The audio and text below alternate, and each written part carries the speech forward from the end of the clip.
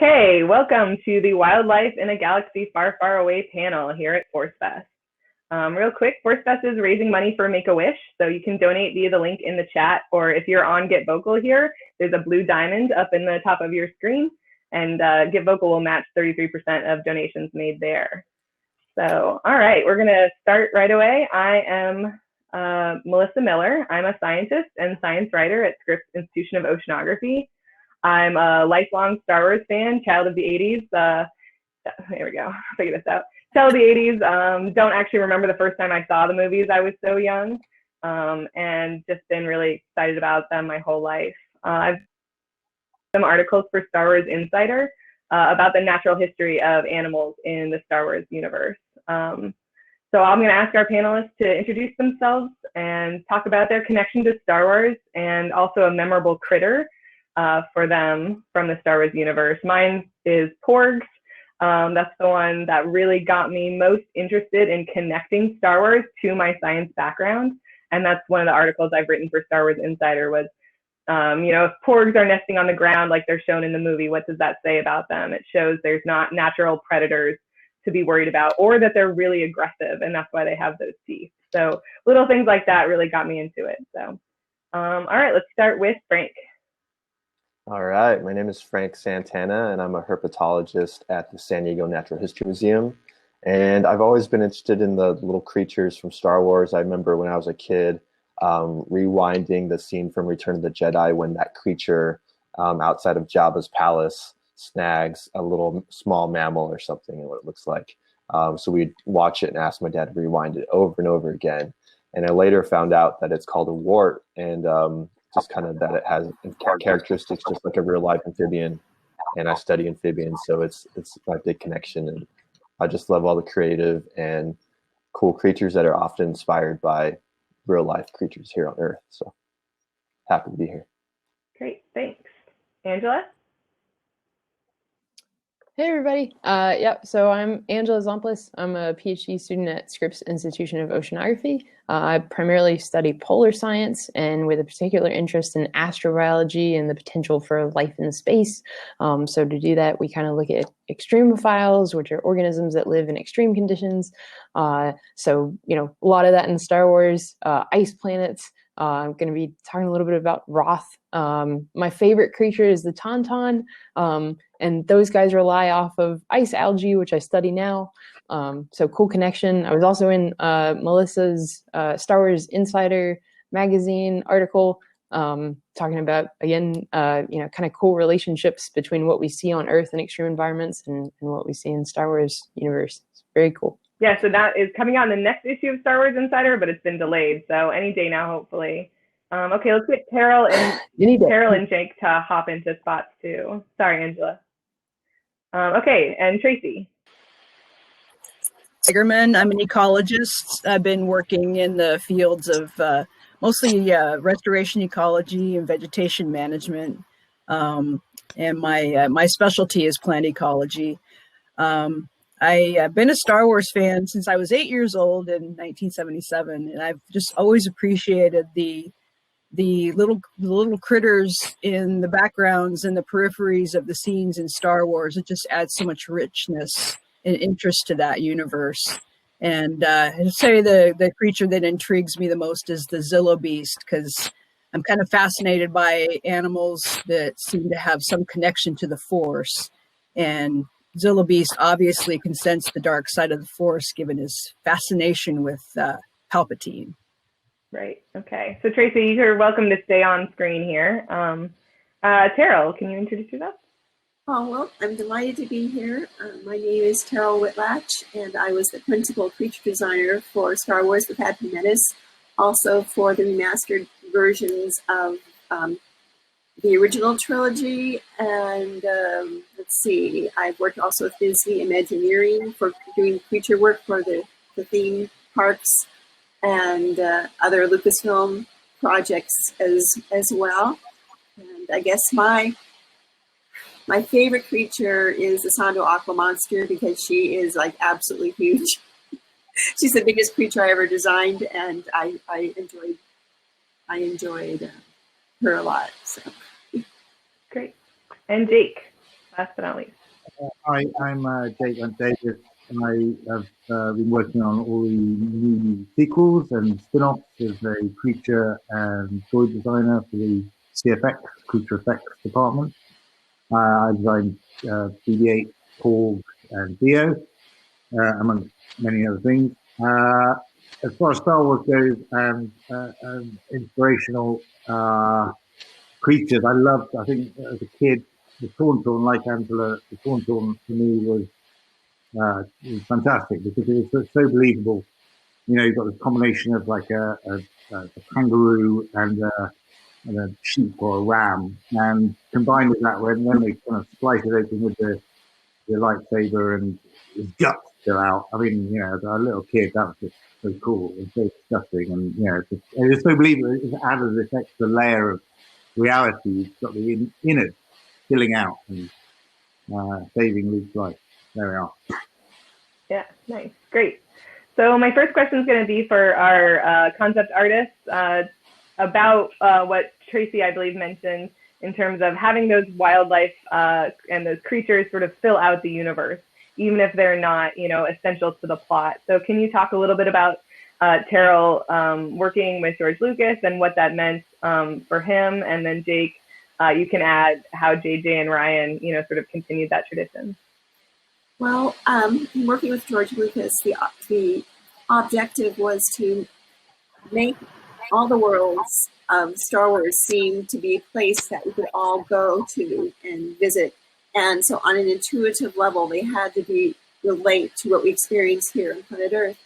And on planet Earth, we have many different types of ecosystems and many, many, many hundreds of thousands of niches for biological creatures within those ecosystems. And so the world of Star Wars had to reflect that.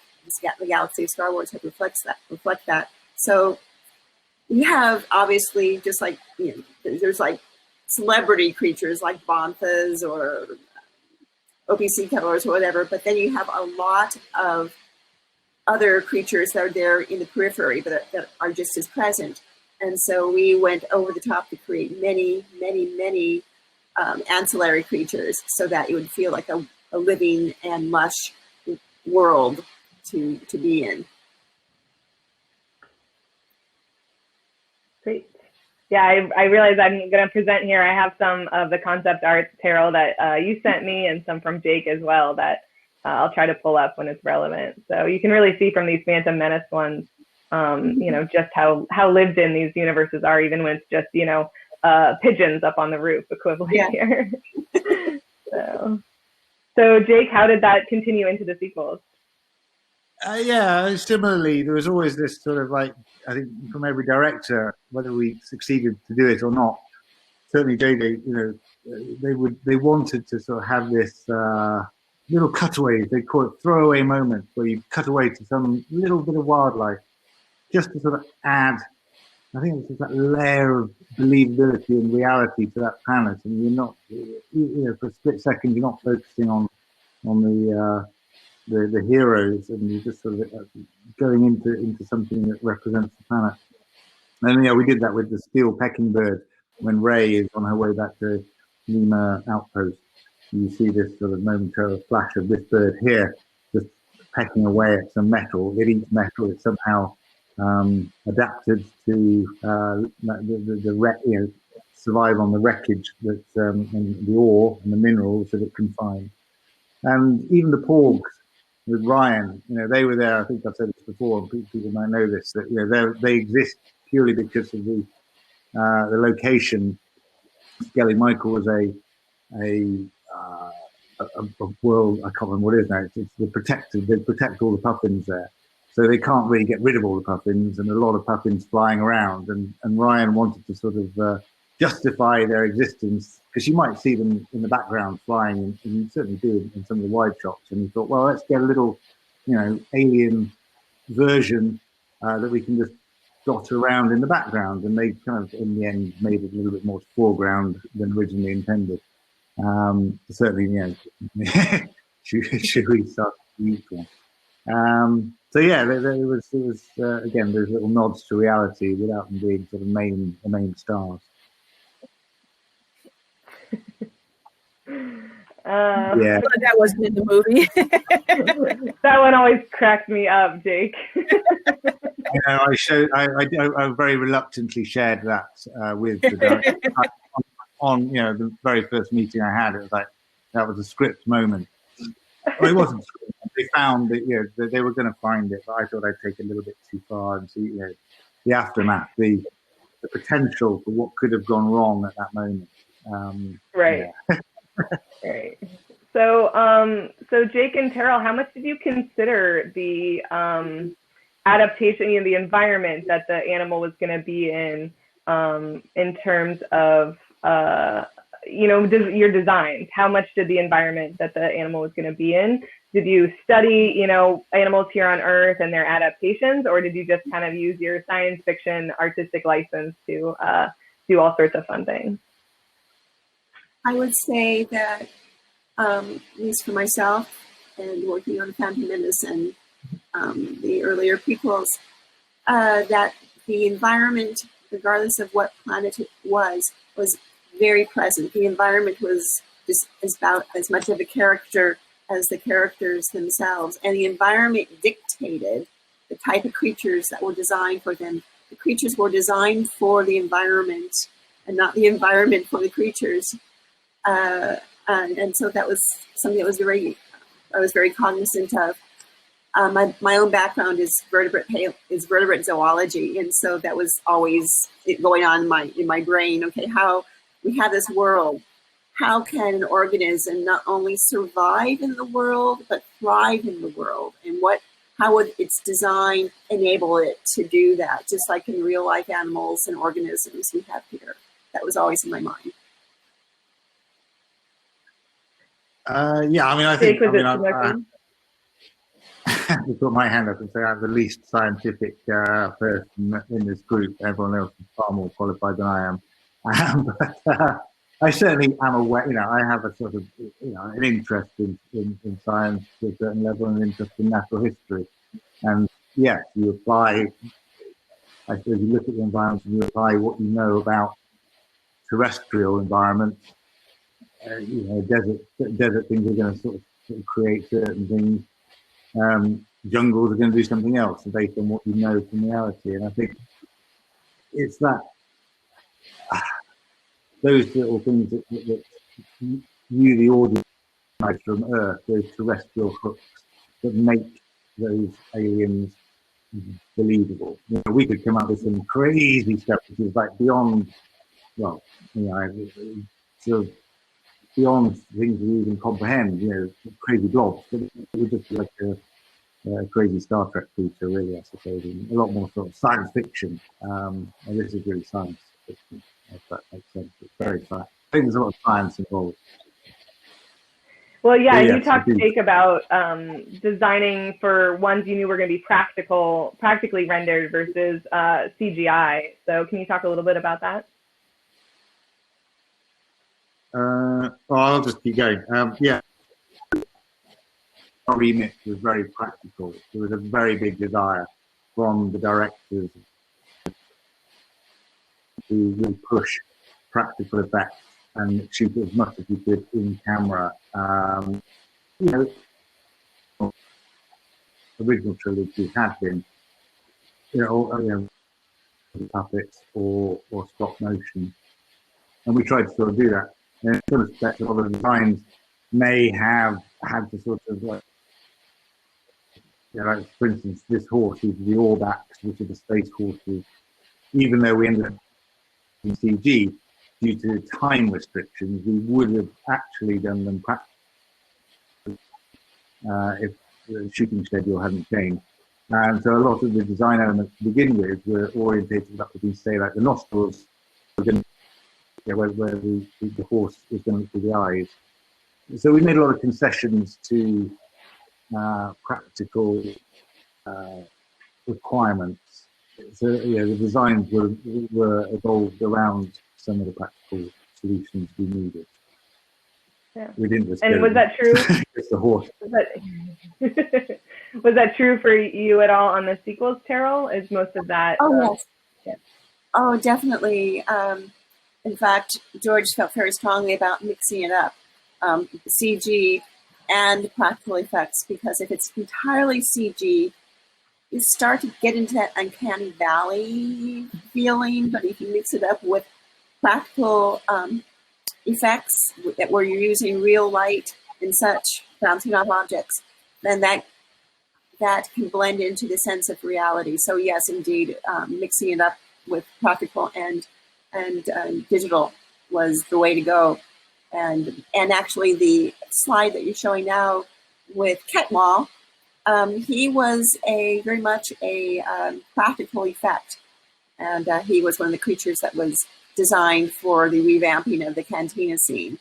And you only see his head in the movie, but his entire body, as you can see, was also designed, because you never know when you might have needed to use it. So, indeed, absolutely. All right, so I think I'm going to have the other scientists switch on. So Terryl and Jake, if you don't mind giving Frank and Angela your spots for a little bit. But do raise your hand in the comments if you have something to add, and we'll get you back on. Okay, so Angela, why don't you tell us a little bit about the extremophiles, both here on Earth and in the Star Wars universe? Yeah, cool stuff. It was really great seeing all the concept art. So of course, looking through all the movies, as someone who looks in for life in space, it's really cool seeing all the little neat adaptations that Terryl and Jake have come up with. First of all, so like the Minox, we've got a picture of those there. Those were really impressive, right? So these guys are in the Empire Strikes Back, and when they land on the asteroid, which turns out to be the mouth of a Exogorth, they find these Minox that are eating electricity from their ships. That's actually a thing on Earth, not necessarily by animals, but a lot of these really space-like creatures we find on Earth are mainly microbes, but that is actually a thing on Earth. Are there things that eat electricity on Earth? And yes, bacteria. So they're electricity-eating bacteria, and these bacteria have completely gone. They've lost all necessity for food. They get their energy directly from the source. So they have these little wire-like threads, right? So there's an example of a geobacter bacteria. It's got these little like wire-like threads, and they take electrons from the environment.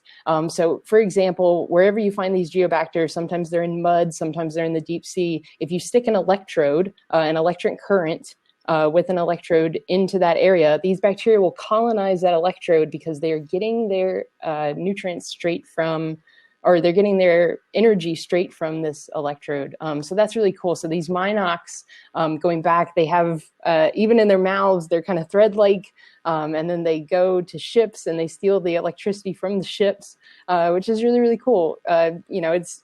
These electric bacteria were discovered in 1988. When was Empire Strikes Back? That would have been 80. 80? So well ahead of its time, very, very cool stuff, with crazy organisms. Again, Star Wars well ahead of its time. We discover these things later and we're like, oh, wow, how cool,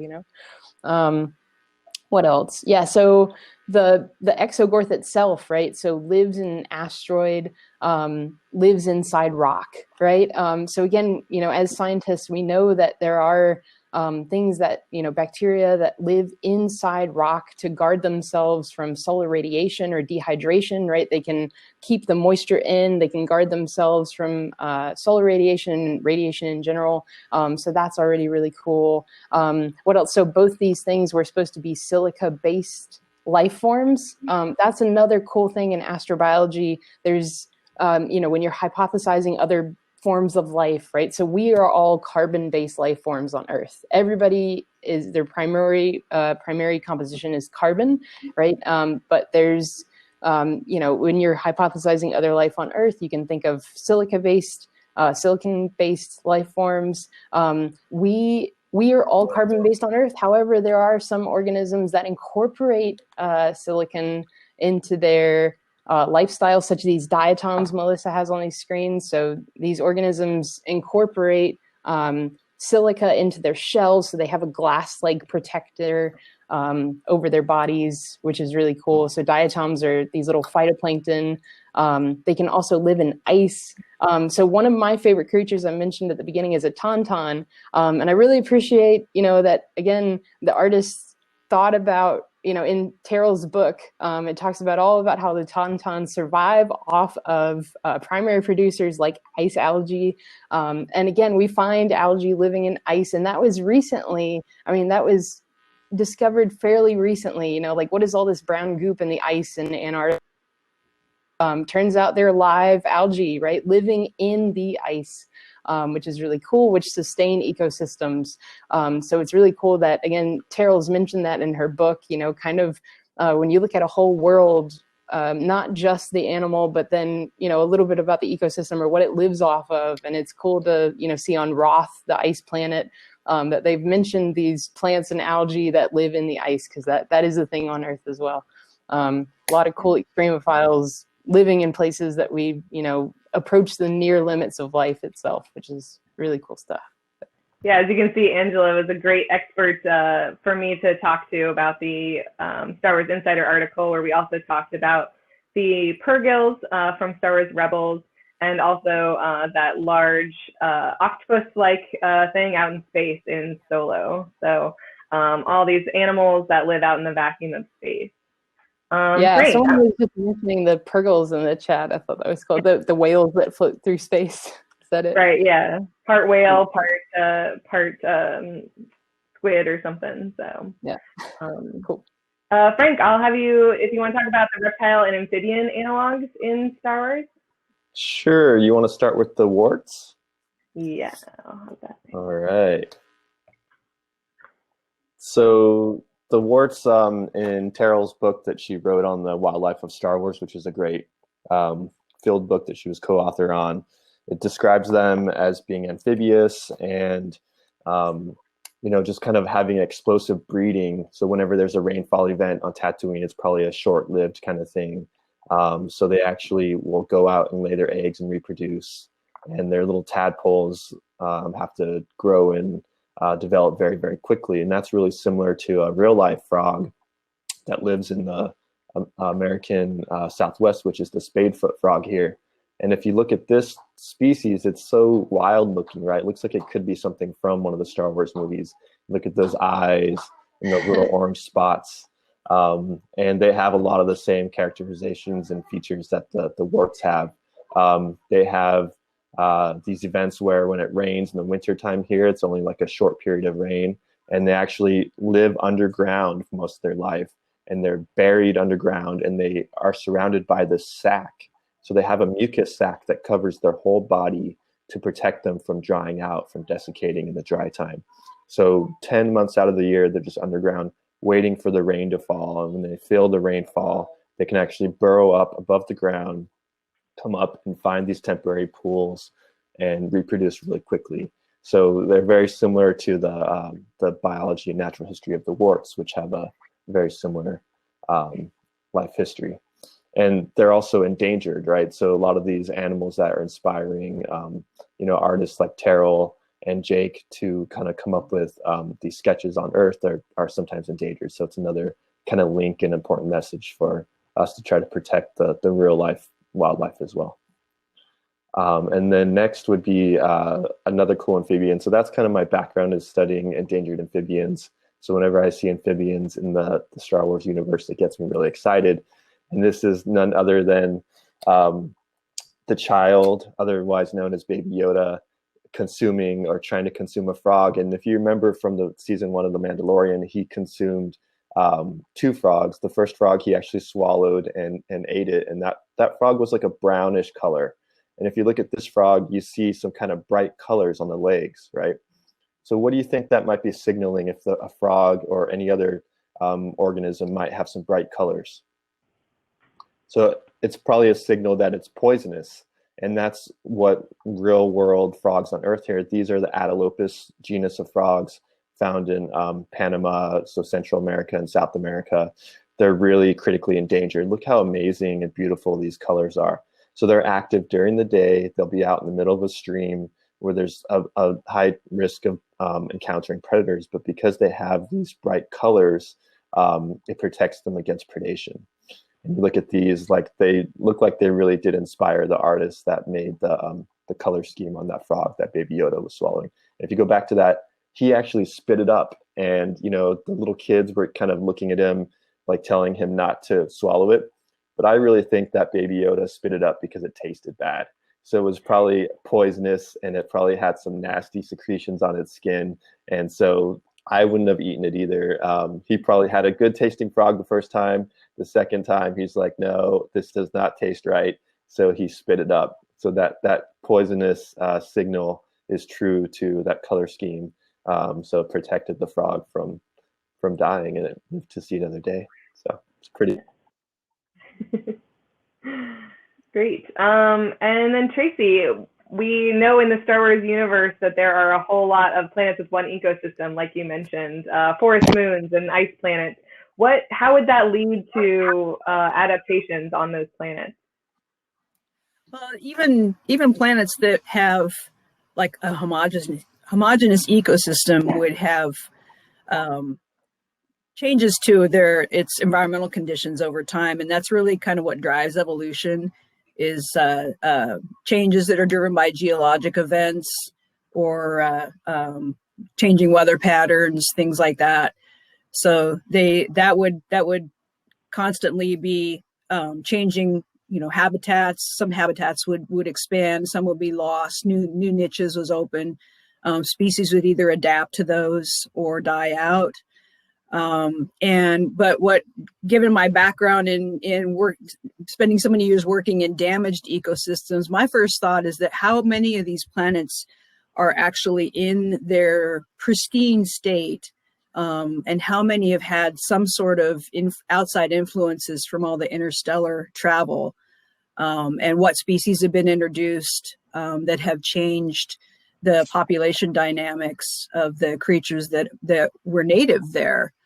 That's a really fascinating aspect to me, because I've dealt with invasive species of plants in my career, and they really can thoroughly transform an ecosystem to the detriment of everything that was originally there. So that can be a driver of evolution too. All the influences of off-world introductions.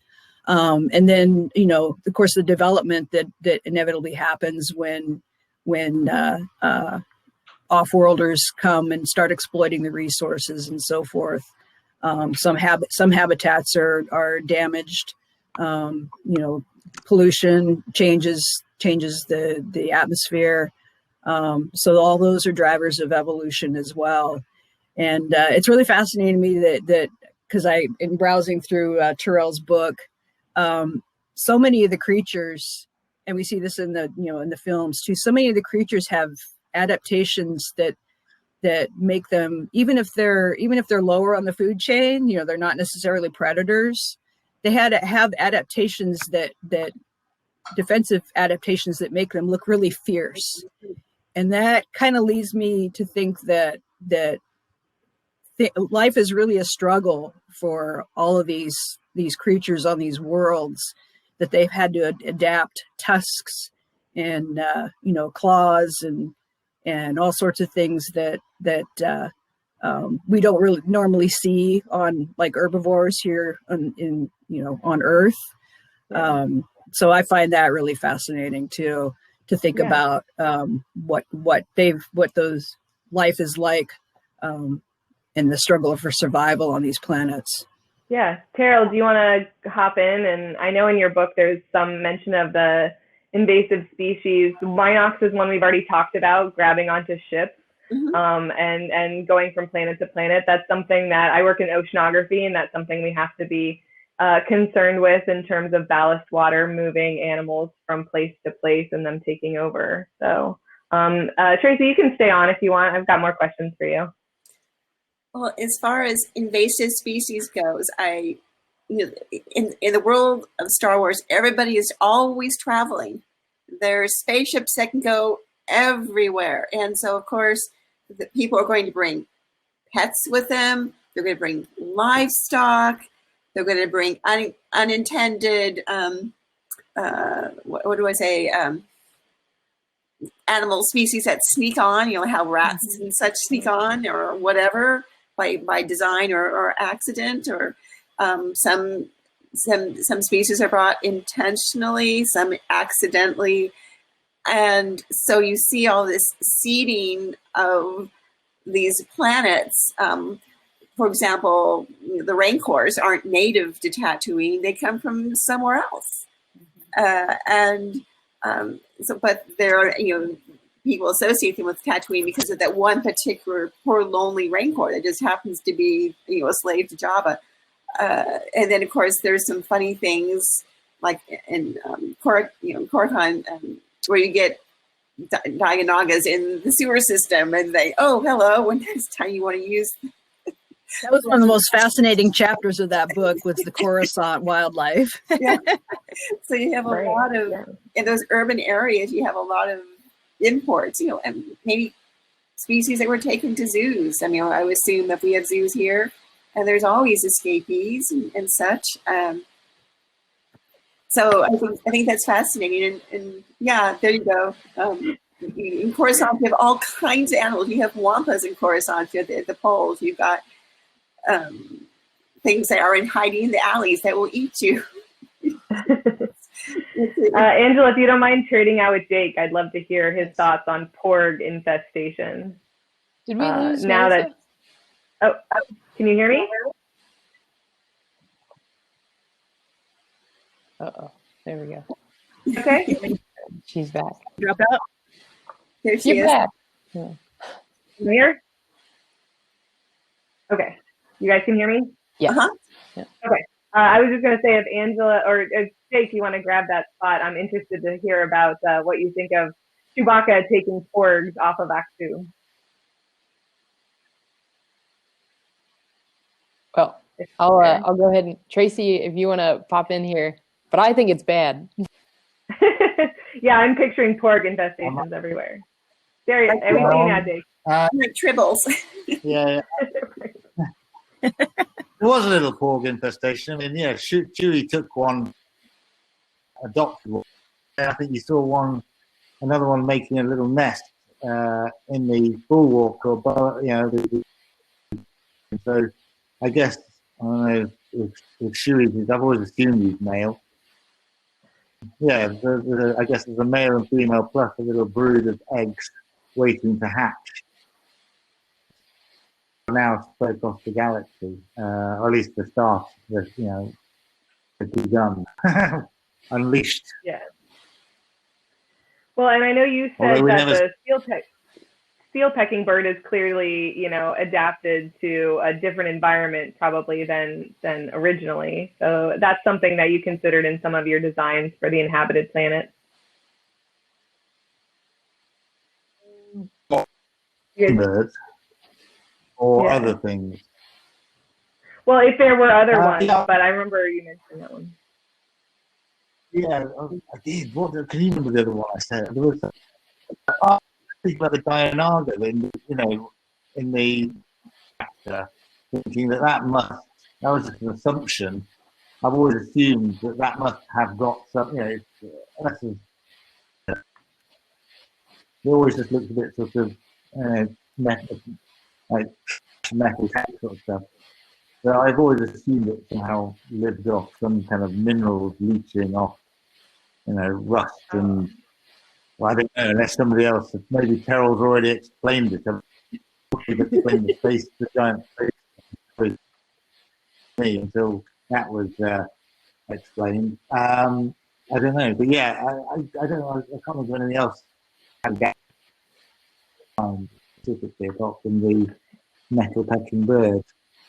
Although we did do other things like the lugger beast, which had been completely and it would be made to adapt in another way. I don't know if that counts. Poor thing. Right. Yeah. So in your feeling, Tracy, is Dagobah like one untouched planet? I know we don't see much of it, but it seems very wild to me. Yeah, it does. It seems like that might be one of the few remaining sort of pristine, undisturbed planets there, which kind of leads me to think why. What is it about? Is it the atmosphere that's so hard to fly through, that disables ships? What it is about that planet, because it's obviously rich in resources, but yet it's been left alone to kind of look pretty much like a natural ecosystem. Another one that comes to mind is, and I don't know that, I can't remember the name of it, but the planet that Yoda visits in the Lost Missions of the Clone Wars, where he encounters the 3 Force priestesses. That's another one that looks fairly undisturbed, and that one's obviously because that planet is sort of hidden. I think he had to have special knowledge to get to that place. So yeah, it makes one wonder how many worlds would be that way in such a galaxy where space travel has been the case for perhaps millennia. I mean, the Jedi talk about going back 1,000 generations, so I'm assuming they had space travel all that time to be the guardians of peace and justice throughout the galaxy. So there's been some influences on all these planets for quite some time. Yeah. Jake, if you don't mind switching out with Frank, I know he had some thoughts about Dagobah. Thanks, everyone, for... Yeah, it seems like Dagobah has some great biodiversity, as Tracy was talking about, how it looks really pristine. There's so many different species that we see there. So it's kind of cool to see, so many different varieties of creatures. And a lot of them actually reflect real world creatures. So if you look at the scenes in The Empire Strikes Back when in Yoda's hut, if you look at that photo there, that scene from Luke first getting into Yoda's hut, he's kind of impatient and angry, and he sees this snake there, and he kind of just picks it up and tosses it aside. And if you recognize that snake, it's actually a California king snake. So it's a species of snake that's native in California here. So it's kind of cool to see that overlap. And there's a lot of other species like monitor lizards and other real life animals that were roaming around on the set, and it just kind of adds a level of kind of biodiversity and realism to that scene, which is so cool. And a fun little tidbit is that when Luke was actually working on the set, he got bit when Mark Hamill was looking. He got bit by a snake at one point, and that obviously didn't make it into the movie, but it's a cool little thing you can look up on YouTube. Luke Skywalker bit by snake, and yeah. And looks like Yoda or R2-D2 is in the back scanning the biodiversity, making sure that Luke's safe or something. So right, worrying outside the window. Mm-hmm. Terryl, I'm curious. Oh, Tracy, you have something to share? Yeah, I just this is my favorite page. 2 pages in the book actually, because shows the varying layers of life in Dagobah from ground level going up into the canopy, and this mirrors so well what we see in our own rainforest, both tropical and temperate. It's really cool. I really like that, Terryl. It's awesome. Thank you. Animals are so fascinating. Very hard. I think that goes back to what Terryl was saying about the niches, right? When you have a vertebrate biology background and you talk about how you made all these niches. So that's such a cool concept. Well, thank you. It was a fun one to do, those 2 pages. Someone in the chat mentioned Naboo as well, and I'm curious, since that's my favorite probably planet, since I'm into marine science, I'm curious, Terryl, about your experience getting to flesh that out. Well, Naboo, though, as you take that planet as a whole, is just so biologically lush. It's so rich. Anywhere from the swamp creatures to the plains, beautiful green plains, to obviously the deep bathysphere depths of the going through the core of the planet. So that was just like this whole like Noah's Ark full of delight to do. And I think part of it is that I'm half Floridian, and the part of Florida where my roots are the springs in the Panhandle. And so there's a lot of cool swamps and cool creatures and alligators, snapping turtles, and alligators and big, huge roaches. It's pretty amazing. And then presently I live in the Willamette Valley in Oregon. We have this, it's like the New Zealand of North America, this lush green, and then going to the ocean, beautiful sheer cliffs. And we have a trio of live volcanoes, and they're beautiful. So all of that, all of those ecosystems I kind of put into Naboo, and there's that fascination with bioluminescent fish and such that live in the depths of the ocean. And so it was a place where I could really explore extremes and beauty at the same time. So often we think of space creatures or science fiction creatures as being like full of hard surfaces or scoots and horns and such, but this was a chance to really create some animals that were rather, while they were odd, they were exotically beautiful too. And so that was fun. As far as the depths of the core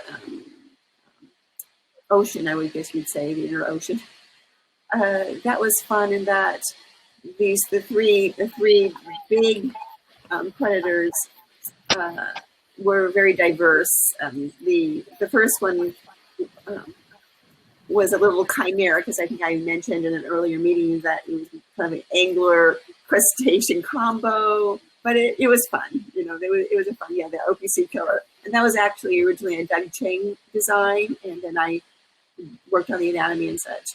And then the clawfish was like, kind of moray, eel, black swallower, and crocodile.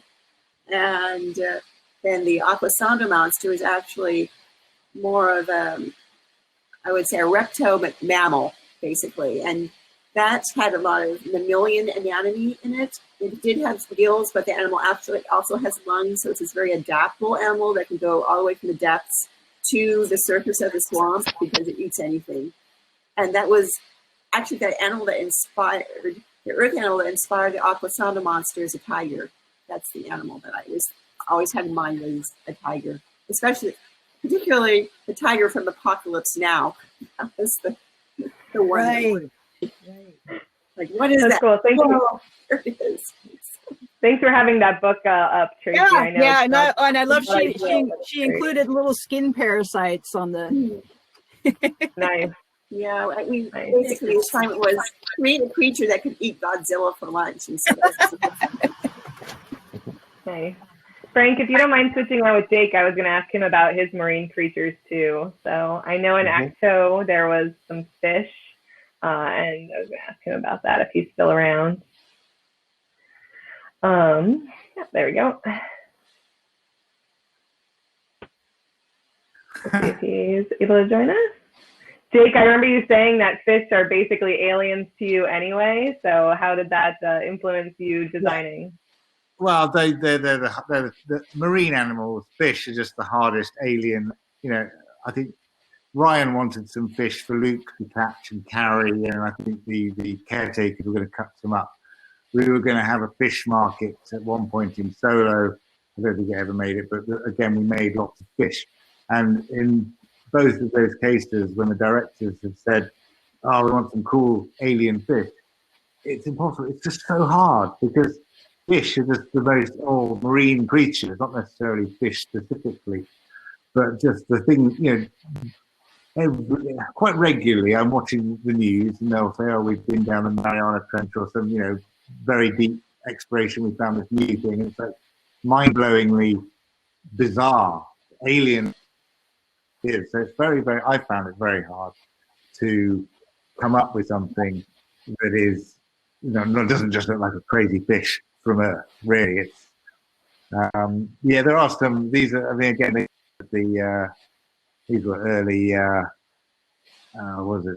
the sea cow ideas, which were a bit easier, I have to say, but fish as soon as you get into fish, I find it very hard. So well done, Terryl, for her take and what she managed to do with the Phantom Menace, because I would struggle, quite frankly.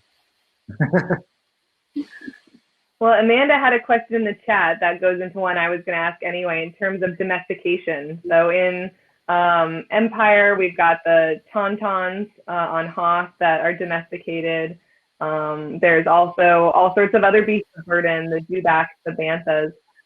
So I'm curious for Terryl and Jake how it was different designing the creatures that the main characters were going to sort of utilize versus just the sort of in the background wildlife. Okay, so I'm thinking of animals like what the Gungans are riding, and also like the Eopes and the like. Right, exactly. Yeah, well, for example, the Eopes would be sort of camel analogs. They were basically camel analogs. And, you know, it's funny, I'm having a brain freeze right now. I mean, I've drawn all these characters, but, and sometimes the names start to meld after a while. The animals that the Gungans are riding, there's Fambas, and then there's, that's the two-legged ones. Those are ostrich and dinosaur analogs. And basically, could this animal carry someone, you know, a humanoid rider could, or other types of loads easily? And how similar is that to what animals are already used here on Earth? You know, the camels or horses or yaks or elephants. And so those are things that I kept in mind that way.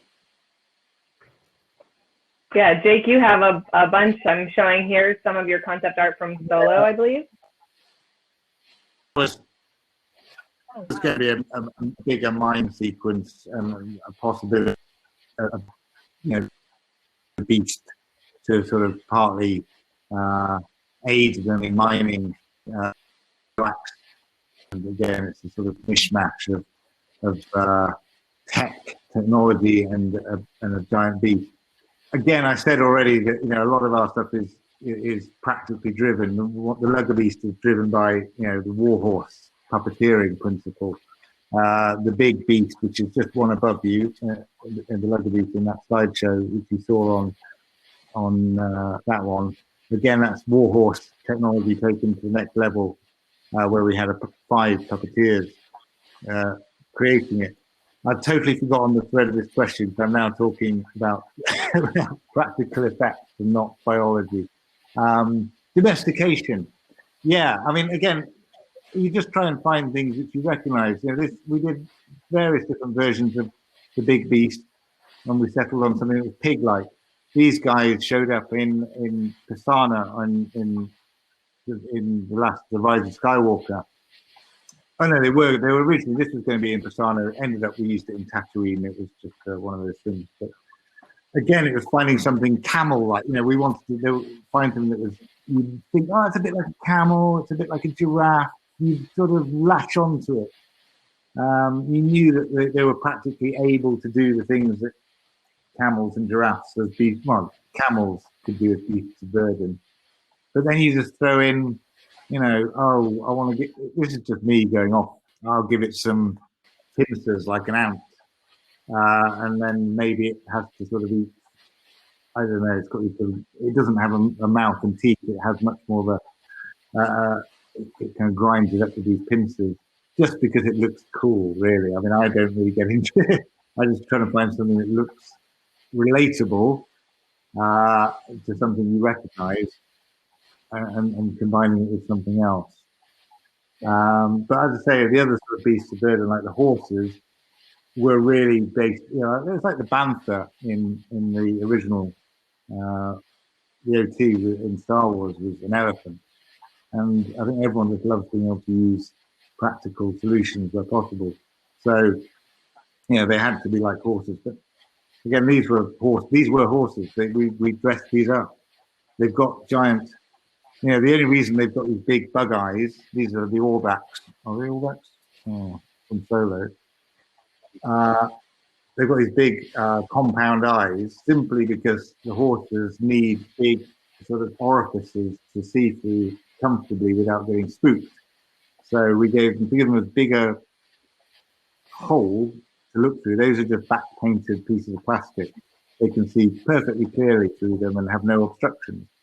But it was kind of, hey, this is cool. We've given a sort of vaguely mammalian beast compound eyes, which I don't know. I've probably got against some entire terrestrial biological rule or something, broken every rule. Nonetheless, it looks quite cool. I've got. I own 2 horses. I own a dressage prospect, and then I have my schoolmaster horse, who's very forgiving for me. And what you're saying makes a lot of sense. I have one horse, and I'm working. She's very green, so she's in the fundamentals of her training, and she's got a fly mask as well. And then I've got my schoolmaster. I call him my schoolmaster because he's very forgiving. Right. But what you're saying is very true, and it's interesting to see how much a horse will tolerate as far as costuming and putting accoutrements on them. I mean, the very fact that they allow bridles and saddles and all sorts of things like that. In history, they've worn, armor and all sorts, dressed, the whole armor and livery and everything like that. So they're quite amenable. But there's things like they hate. Yes. They need their ears to be sort of quite mobile. They need a nice space around their eyes. They need a certain amount. So you have to make these concessions. So I've learned about horses. Yeah. I now know more about horses. They're incredible animals, that's for sure.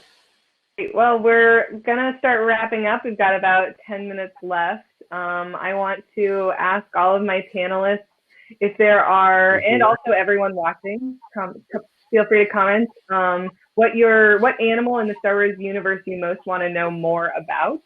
And so for me, that is the Rancor. I know that Terryl book, I also read the Jabba's Palace book when I was younger, and got really fascinated by the idea that the Rancor was essentially a pet. And you see that a little bit in Return of the Jedi with the keeper, crying when it's killed. And that made me think about pets in the Star Wars universe. And if Jake is still there, maybe he can talk a little bit about that. And then we'll just go through the panelists real quick of what animal, even those of you who designed them, what animals you want to know more about, just having not seen enough screen time. So Jake, I know you put a couple of pets in the casino scene. I did. Oh, pets. Oh, God, yeah. There aren't enough pets, I don't think. I put in a sort of a strange dog. I think you see it very, very briefly, which is, I had it sort of with this sort of inflatable kind of abdomen, where it would, my idea was that somehow it had some gas. This is it. It sort of fills its abdomen up with some lighter than air gas. I don't know how. I sort of thought, maybe it could live in a sort of gas giant, even though that doesn't really make sense. But it lives in the air. It floats around. It would have, given the fact that it had 4 legs, I made the rear legs sort of vestigial, like they've sort of evolved away, which kind of suggests that at one point there was some land for it to walk on. So the gas giant thing was maybe not. But yeah, it just paddles its way through the atmosphere, and it's now become this sort of little pet dog to this lady. Became somebody else's. This lady, she lost out. And then there was another dog we had, which I didn't design, which is on the next slide down, which was, you could just see there being held by the creature in the background. Neither of these are my designs, but they were both designed by Luke Fisher, one of my colleagues.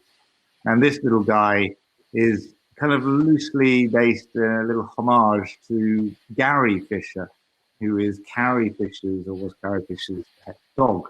And it's this little, sort of, I think it's French bulldog or something similar. So it has some of those characteristics. There aren't quite enough. I think, as far as I know, there aren't many other pets. Maybe, I don't know if Salacious Crumb warrants being a pet to Jabba, or whether he's just some little creep. He is sentient, so maybe he's not a pet. Yeah. So do you have a favorite or an animal that you would want to know more about, Jake, that you want to drill down with some of these scientists about?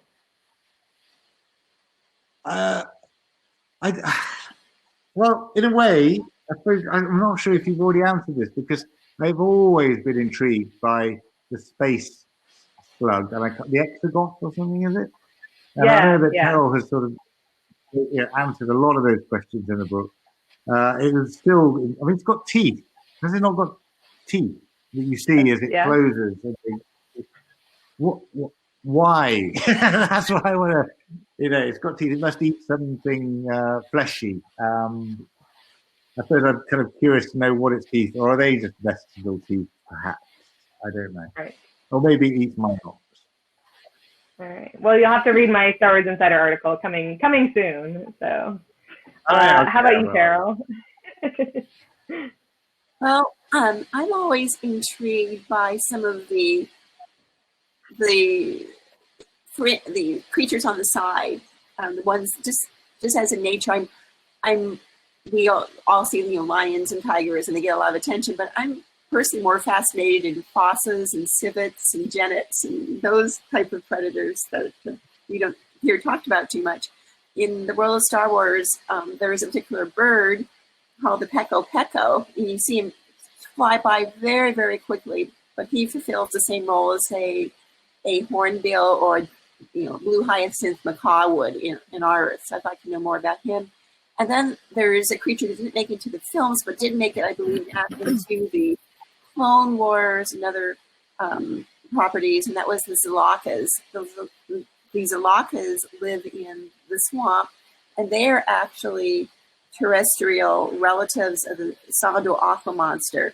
They're like kind of vicious dragon horses, and I'd like to know, I would like to see more exploration in those particular animals. Okay. So.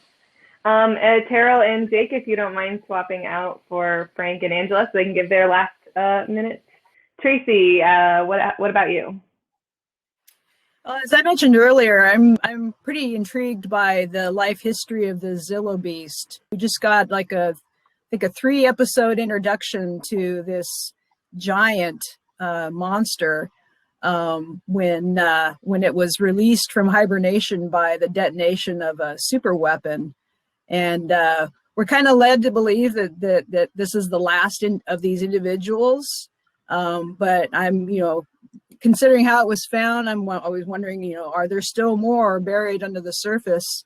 And then that's like, what happened on that planet to make them, make it, even if there's just that one, make him go into that state of hibernation, like it was a planetary catastrophe, or just too much predation and they went into hiding, but yeah, and its seeming ability to deflect pretty much any type of weapon, including lightsabers, and does it really have an affinity for the dark side, for the Force, and especially the dark side of the Force? Because once it encounters Palpatine, it pretty much focuses on him the rest of the time that it's rampaging around Coruscant. I mean, you see there, it's got a hold of his shuttle.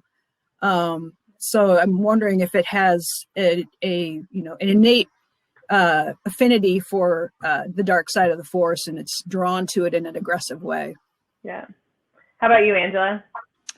All the space creatures, of course, but also one of my favorites is the Sarlacc. It's just really neat. It's also got some, like you see on an anglerfish, this parasitic male, and then living over thousands and thousands of years with that really slow digestion. Like to find out more about those chemical properties of that acid. Really neat stuff. But yeah, the Sarlacc was kind of one of my favorites. Sorry, Frank, I didn't give you much time, but let's hear from you. Real quick, I want to learn more about the blurgs and whether or not they give good hugs with those forelimbs. That's great. I want to thank all my panelists. Again, Force Fest is raising money for Make-A-Wish, so you can donate via the link in the chat, or if you're on Get Vocal, there's that blue diamond, and Get Vocal will match 33%. Thank you so much to my scientists and to my artists. I'm going to throw up a slide real quick for a couple of seconds, maybe. No. Just with all of our information on it. If you want to find us on social media, hopefully that'll stay up for at least a couple of seconds. And then you can get in touch with us. If you have other in touch with us scientists and art questions. And definitely check out Terryl and Jake's Instagram feeds. They've got so much of their great concept art. So if they want to hop on and say bye, that's great. Thank you so much, everyone. And I hope to hear more from you and to get to write more about this. So Thanks for coming. Yeah. Thank you so much for being here. I'm so glad it ended up being virtual, and thanks for Force Fest for putting this together so we could still have a Star Wars celebration this weekend and making it possible for Terryl and Jake to join us from outside of Southern California. Yeah. Thanks so much for your time. And Jake and Terryl, thank you so much for your contributions to the Star Wars universe. It is obviously all of our favorites here in this panel. So. It's our pleasure. Thank you. All right. Bye, everybody. Bye-bye.